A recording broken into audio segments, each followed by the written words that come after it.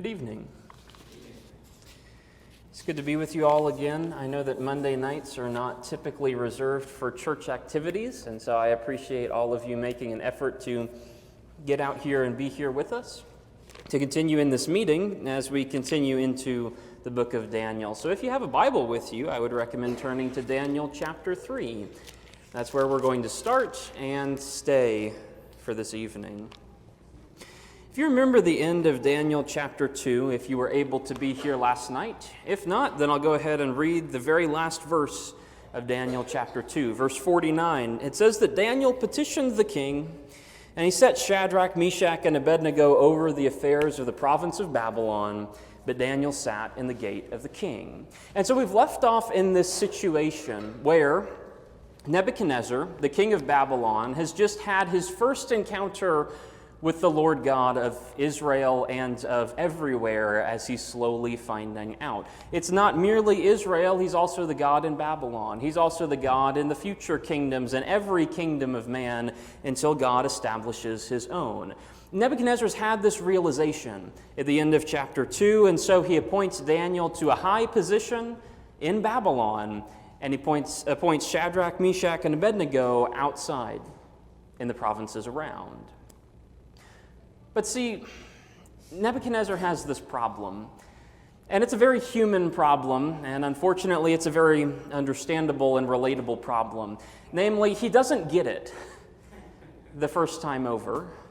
God comes into his life like a thunderbolt, sending him a dream that disturbs his mind so much. He rejects his old religion. He follows the Lord. He praises God as a God of gods. And then you turn the page into chapter 3, and it's almost like he forgot everything he just learned.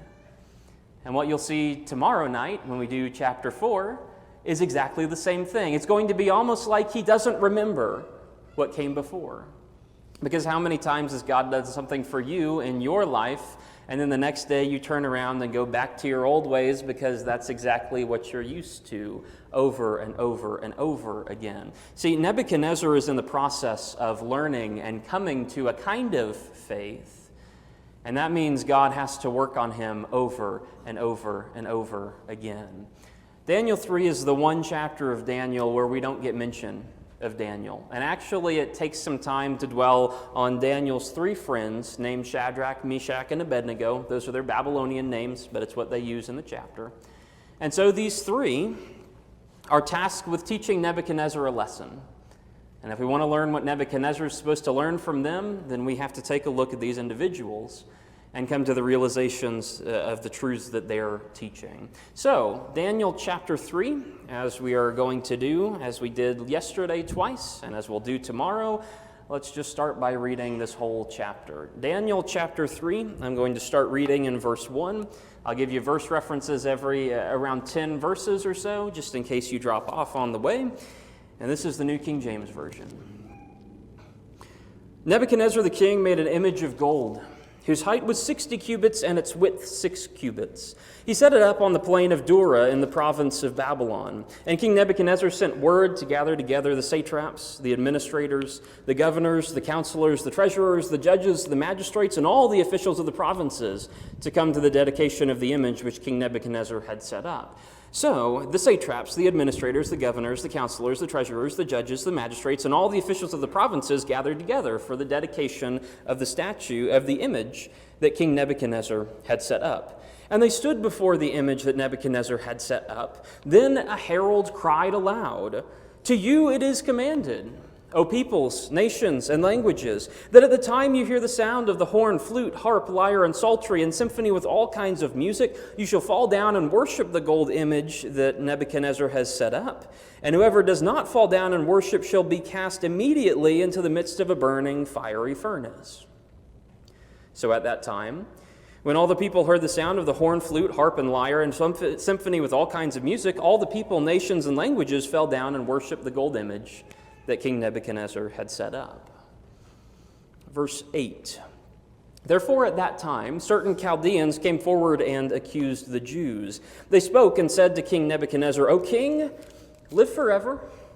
You, O king, have made a decree that everyone who hears the sound of the horn, flute, harp, lyre, and psaltery, and symphony with all kinds of music shall fall down and worship the gold image. and whoever does not fall down and worship shall be cast into the midst of the burning fiery furnace. Now there are certain Jews whom you have set over the affairs of the province of Babylon, Shadrach, Meshach, and Abednego. These men, O king, have not paid due regard to you. They do not serve your gods, or worship the gold image which you have set up.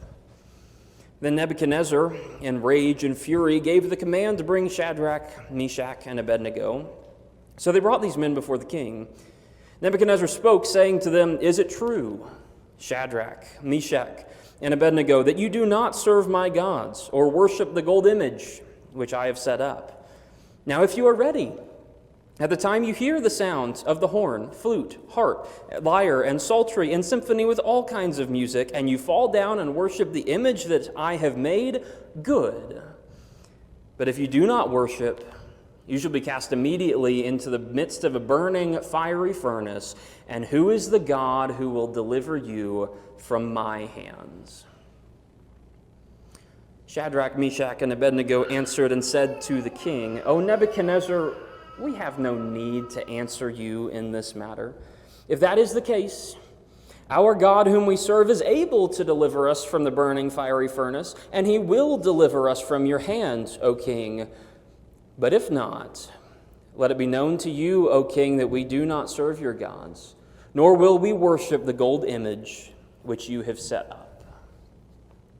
Verse 19, Then Nebuchadnezzar was full of fury, and the expression on his face changed towards Shadrach, Meshach, and Abednego. He spoke and commanded that they heat the furnace 7 times more than it was usually heated. And he commanded certain mighty men of valor who were in his army to bind Shadrach, Meshach, and Abednego and cast them into the burning fiery furnace. Then these men were bound in their coats, their trousers, their turbans, and their other garments, and they were cast into the midst of a burning fiery furnace. Therefore, because the king's command was urgent and the furnace exceedingly hot, the flame of the fire killed those men who took up Shadrach, Meshach, and Abednego. And these 3 men, Shadrach, Meshach, and Abednego, fell down bound into the midst of the burning fiery furnace. Then King Nebuchadnezzar was astonished, and he rose in haste and spoke, saying to his counselors, "Did we not cast 3 men bound into the midst of the fire?" They answered and said to the king, "True, O king." "Look," he answered, "I see 4 men, loose, walking in the midst of the fire, and they are not hurt, and the form of the 4th is like the Son of God." Verse 26, Then Nebuchadnezzar went near the mouth of the burning fiery furnace and spoke, saying, "Shadrach, Meshach, and Abednego, servants of the Most High God, come out and come here." Then Shadrach, Meshach, and Abednego came from the midst of the fire. And the satraps, administrators, governors, and the king's counselors gathered together, and they saw these men on whose bodies the fire had no power.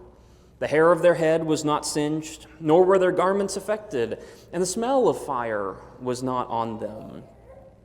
Nebuchadnezzar spoke, saying, "Blessed be the God of Shadrach, Meshach, and Abednego, who sent his angel and delivered his servants who trusted in him. And they have frustrated the king's word and yielded their bodies that they should not serve nor worship any god except their own God. Therefore I make a decree that any people, nation, or language which speaks anything amiss against the God of Shadrach, Meshach, and Abednego shall be cut in pieces, and their houses shall be made an ash heap, because there is no other God who can deliver like this." Then the king promoted Shadrach, Meshach, and Abednego in the province of Babylon. Are you starting to get the pattern? Do you see how these cycles are repeating themselves? God's people are challenged, God's people hold faithful, and God's people are recognized as examples of who the Lord truly is. This is an ongoing education for Nebuchadnezzar. He was trying to educate Daniel in the ways of the Babylonians. Now Daniel and his friends are educating Nebuchadnezzar on the ways of the Lord. That's exactly how it should be. God's people are called to go out and teach others about him. And so as you see Shadrach, Meshach, and Abednego standing, very literally in this passage, standing for the Lord in defiance of Babylon, you can learn some very important lessons from them. What should you do when your obedience is challenged? Well, what should you do when the world puts up an idol and tries to make you bow towards it? What should you do when your faith is questioned and when your family or your friends or your work or your whatever it is? What should you do when that tells you to abandon your God and go and listen to something else? These are all questions. These are all things that we deal with in the modern day. And these are all questions that were answered all the way back here in Daniel chapter 3. The basic commandment of God goes like this. It's found all the way back in the 10 Commandments, that official list. Don't have any other gods before the Lord. No caveats. No asterisk on that. No, don't have any other gods except for when it's very difficult for you. No, it's just don't have any other gods.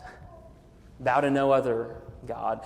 Don't bow to the statues. Don't go anywhere else. And that's the command that these three follow. And so even though they have to go through very difficult testing in this period, you see their faith. That's the faith we're called to emulate today. But sometimes we don't have a full appreciation for what Shadrach, Meshach, and Abednego did. If you know this story, it's the fiery furnace story. I was taught this growing up in, first, second, and third grade. It's a memorable story you can tell to children. And so you get this idea in your head that it's these people, there's a statue, they don't bow down to the statue, they go in the fire, but they come out on the other side and it's fine. And even when you read this, even me as an adult, I read through this and I see, they're going into the fire, but I know the resolution of the story. And so it seems like it's not really an issue until you start to appreciate actually the difficulties that they're facing. Because when you really break down what's going into Shadrach, Meshach, and Abednego, all these sources of pressure that they're facing, this story starts to get a little bit more relatable. The first thing that you might say is they're facing a pressure from authority, aren't they? The king, Nebuchadnezzar, the greatest, most powerful man in the world, he gives them a command over and over again. He calls all his officials, and he makes sure it's very official of an occasion. He calls all of the instruments and makes sure that they are perfectly in tune for the orchestra over and over again. And he calls everyone to bow down to the statue.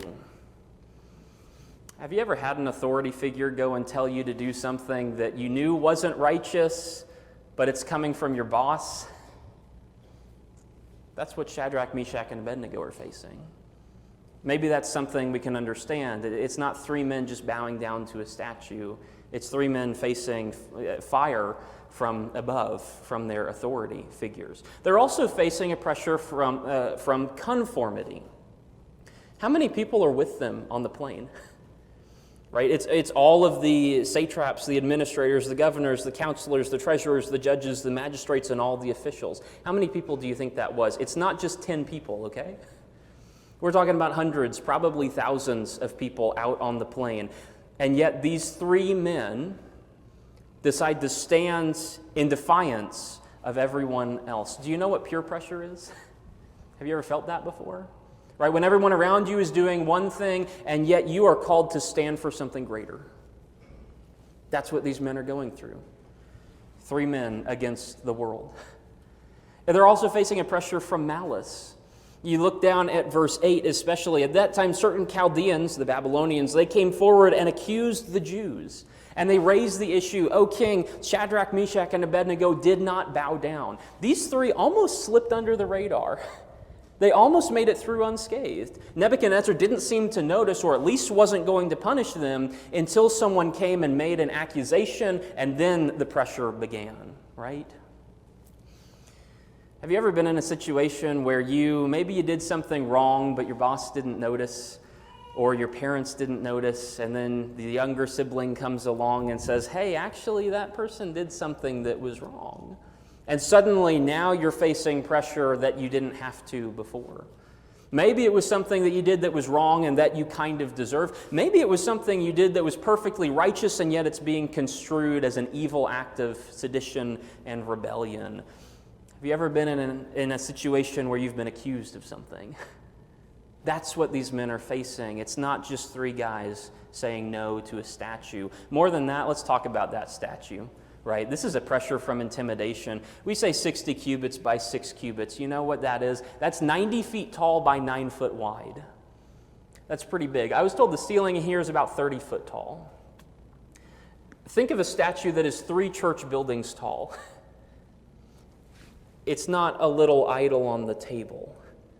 It's a massive form of intimidation. Think about how often the text emphasizes this idea of a burning and fiery furnace. Furnace is good enough. Go into a furnace and you'll burn. You understand that. Fiery furnace is more than enough, but it's a burning and fiery furnace. He is threatening them over and over again. He does it to their faces, even down in the bottom of verse 15. This idea that you need to conform or else there are terrible consequences.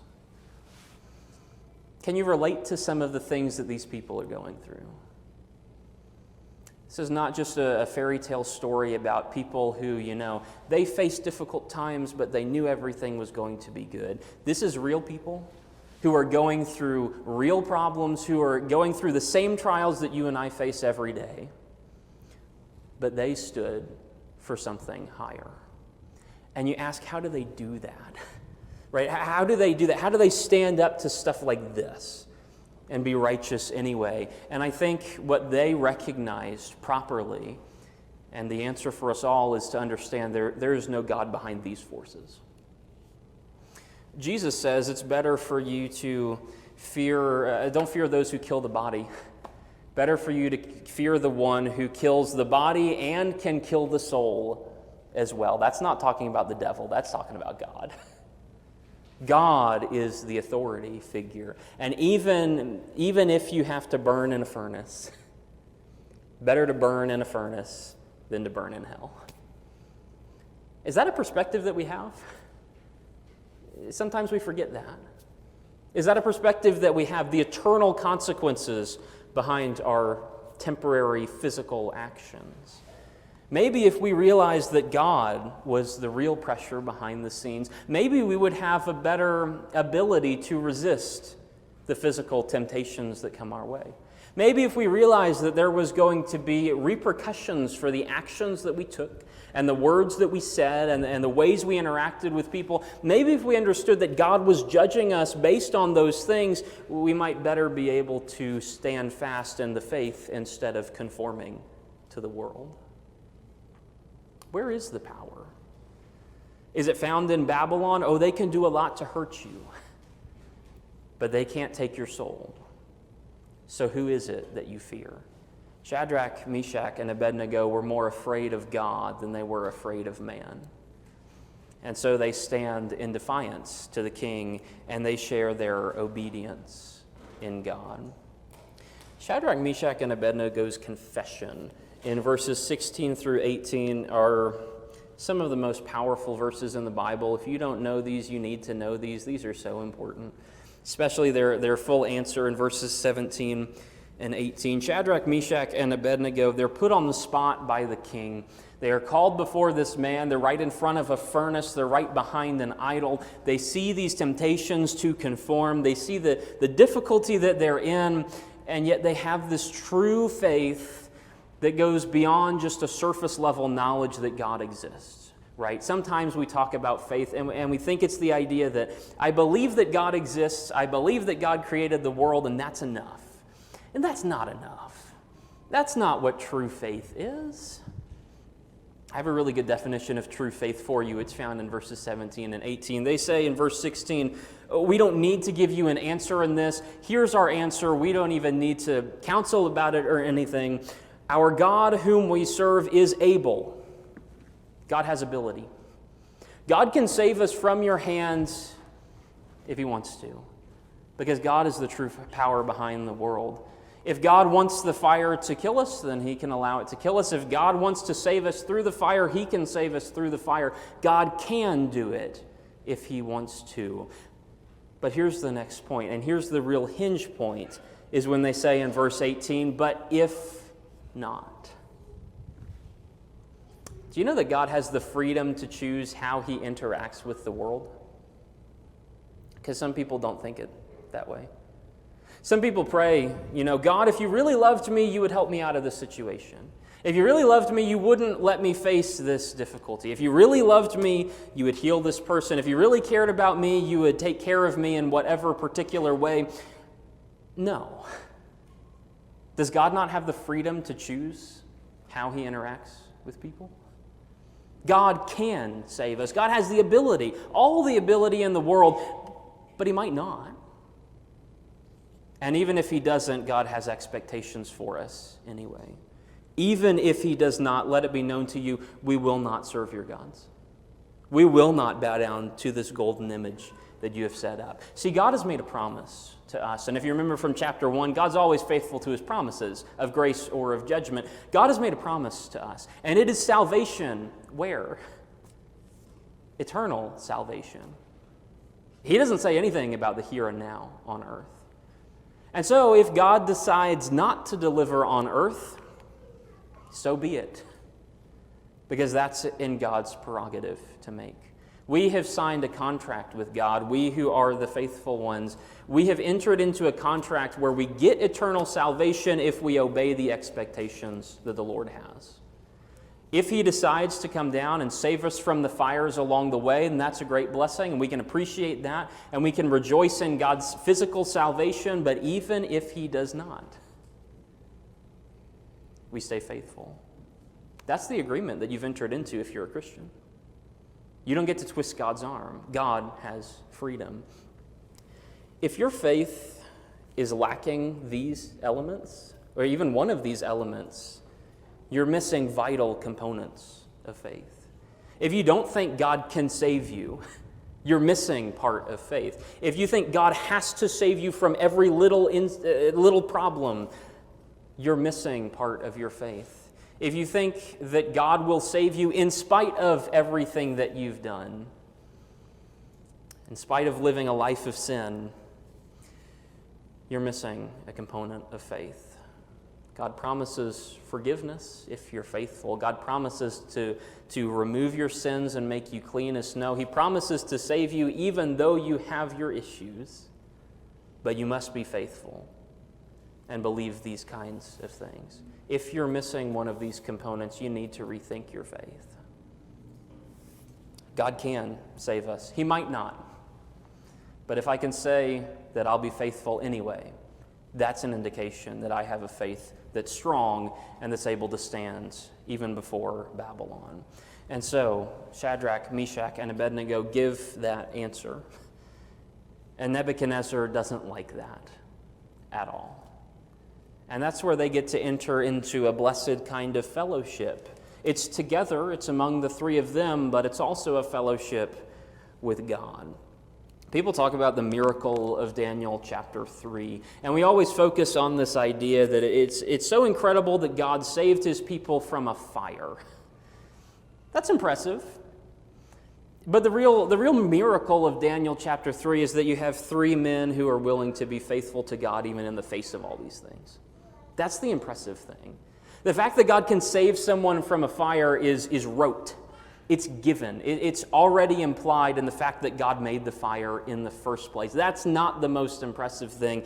The impressive thing is the faith of these men, and it's an extra blessing that God responds to it by saving them physically. Nebuchadnezzar, of course, is furious. He's asking the question in verse 15, who is the God that will deliver you from my hands? That's not a good question to ask, by the way. Who is the God who can do these great things? Don't test the Lord your God. That's not going to end well. Maybe Shadrach, Meshach, and Abednego took courage from that statement and were more willing to make a stand against Nebuchadnezzar. But Nebuchadnezzar is full of fury in verse 19. The expression on his face changes. It's that picture of the rage that is so encompassing that you just can't help it and your features contort and you're just so angry that you command things irrationally, violently. Heat the furnace 7 times more than usual. Get the strongest and mightiest men in the army. Take those traitors and throw them into the fire. He heats the fire so much that it kills those men who go up near it. The fire is ready to consume Shadrach, Meshach, and Abednego. And that is where the miracle, the technical miracle, happens. Because the fire, which is Nebuchadnezzar's threat, the fire, which is the violence of the world, the fire, which is the danger that these people are in, God takes that fire which condemns and he turns it into something that blesses. We talked yesterday about the idea that God can take defeat and turn it into victory. He can take terrible situations and turn them into glorious situations. That's Daniel 1, that's Daniel 3. The fire that's meant to burn and consume these men instead actually protects them and blesses them in a variety of ways. Number one, you have changed support. They went into the fire as 3 people, and behold, I see 4. They've multiplied in the fire. How did they get more of them? That's not how it's supposed to work. That's not how fire normally works. But with God behind them, God changes how that fire works for them. Suddenly they go from having 3 to having 4. And Nebuchadnezzar's description of that 4th guy in verse 25, he's like the son of God or a son of the gods. He's something special and unique. And I don't even know what to do with him. We'll talk about him in just a minute. There's more support in the fire. There's a change of freedom in the fire. Did we not throw these 3 men in their bound in verse 24? Then look in verse 25. I see 4 men loose in there. They went in chains, in ropes. They went in tied up, and they on the inside of the fire. The only thing that burns away is their imprisonment. Did you notice? They get thrown in there. The Bible makes a very specific point in verse 21. These men are thrown in there in their coats and their trousers and their turbans and their other garments, and then they're thrown into the fire. And yet they come out on the other side, and the hair of their head isn't singed, and the garments are not affected at all, and not even the smell of fire is on them. I've stood in the vicinity of plenty of campfires, and you always come away smelling like it, but not when God says otherwise. They go in the fire bound, they exit the fire free. And by the way, there's also a change of security when they go into the fire. Outside of the fire, Nebuchadnezzar has power. Outside of the fire, Nebuchadnezzar can condemn them and do whatever he wants to them. But once he puts them in the fire, he can't even get them out of the fire. He can't go near and rescue them. In verse 26, it says he went near to the mouth of the burning fiery furnace. He can't go up to it because the ones who do that die. They're safer in the fire with God than they are outside of the fire without him. And isn't that just fascinating? God takes the weapon of destruction, the weapon that the enemy uses to threaten, and he can turn that around, and he uses that to bless and save his people. That's an incredible picture. There's a reason we teach this to kids. That's a beautiful picture. It's so memorable. 4 men in the fire, Shadrach, Meshach, and Abednego, are called out to come out of there, and so they come out. But what about that 4th guy? And that's the question you kind of leave the chapter on. Where is the 4th man? Well, the 4th man's in the fire. Why is he there? He doesn't come out on the other side. He wasn't there before, and he isn't there after. He never comes out with Shadrach, Meshach, and Abednego. He doesn't seem to accompany them in. He doesn't give them any inclination or any indication that he's on the other side. And when they come out by themselves. They don't come out with a superpowered angel or whoever this is. But inside the fire, there is a 4th man of some sort.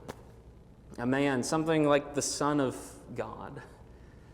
I don't know if that's literally Jesus, but it's a nice picture to think that it is. Whatever difficulty you're facing in your life, whatever your fire is, whatever that looming threat over your head that your boss or your family or whoever it is, whatever they're holding over you, there's a 4th man that's waiting in that fire. And that is just such a beautiful picture, now isn't it? It's not something you have to go through by yourself. It might look like it from the outside. Shadrach, Meshach, and Abednego didn't get to see a 4th guy on the inside until they were thrown into the fire, and then they realized it wasn't as hot as they thought it would be. They didn't know. And yet, God appears. And God protects his servants. And so they come out on the other side, unharmed. But they've passed through the fire, and they've been, in a way, purified. The Bible uses pictures like this of people being precious metals that will be passed through fire, passed through difficulties, passed through judgment day, and all sorts of things like that. And God uses fire as a picture not only of destruction, it is destruction for the unworthy, but it is salvation and purification for the worthy. Because for those who stand up and profess the Lord their God, even though they go into the fire, God is there with them. Now, if God had allowed them to die in the fire, this would have been a slightly less exciting story, slightly less memorable, slightly less dramatic, slightly less impressive, shall we say.